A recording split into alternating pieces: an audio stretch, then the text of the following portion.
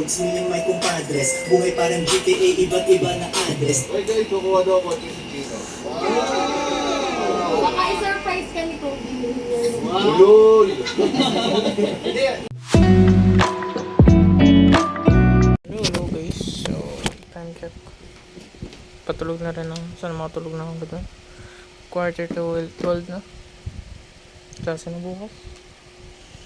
So, what just happened today? Di ako nagsimba. Sa Catholic sana ako pero di ko alam saan yung daanan. So, di ko na alam saan ako dadaan. Tinry ko sa Catholic. Catholic sa church namin. Pero, walang, may parkingan pero init, punuan na rin, daming tao. Kaya, sabi ko, di ako masyado. Parang gusto ko magsimba. Gusto ko pa rin magsimba pero nung nandun na ako, like, init, sobra. Yung parkingan pa lang puno na yung sa loob din. Hindi ko kayang init. Kaya namalis ako, tapos bumalik ulit ako Catholic. Di ko alam saan dadaan, kaya tumarit yun ako sa bahay ng GF ko. Yung bahay nila. Kaya ginawa ko lang namin. Umaga. Ano bang ginawa ko ng umaga? Gumawa ng activity. I mean, di siya activity. Like, yung lesson namin.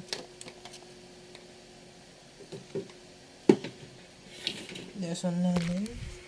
Then, naka 10. Mag 11 na rin. Then, kumain. Then, after kumain, kugas ng mga palayok. Then, bumasaglit din natulog kami. Then, after nun, yun nga, yung kita nyo, nanonood kami ng yung kay Kong TV. Habang gumawa ko dito din. After ata yun ng merienda namin. O after ng merienda namin. Yun, magdamag yun. Tapos dinner. Then, ganoon din. Magdamag naman na activity. So yun lang, nangyari. So, pasok na bukas. Yun lang for today. Salamat sa panonood. Thank you guys. Naisip kong pagandahin yung video. Like, matino.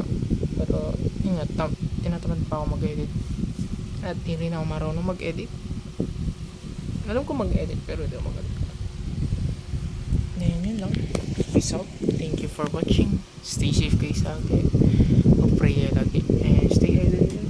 Okay? Masyado pang init ngayon. Pero sa amin,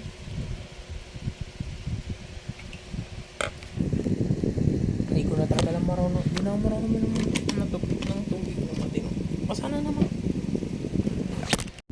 Yun o. Basa na naman.